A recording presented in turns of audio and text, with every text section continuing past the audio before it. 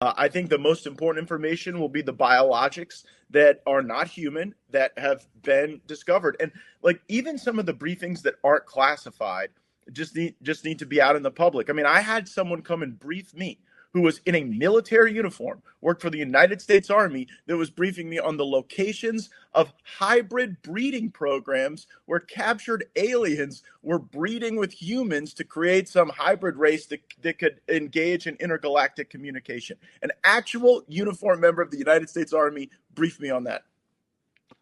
Non-human biologics, interracial alien mating.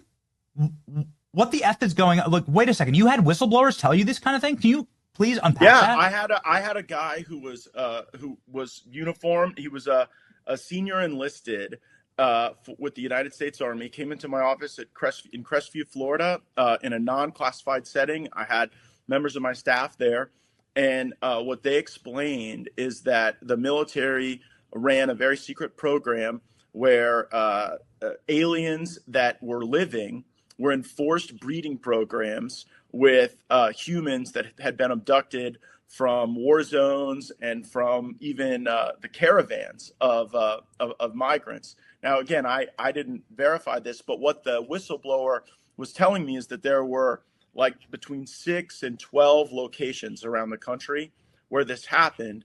And what he wanted was a group members of Congress to all show up at the same time at all of these different locations so that any of those activities could not be moved. And of course, it's a physical impossibility to get members of Congress to simultaneously show up at like 8 locations at one time. And so that never occurred.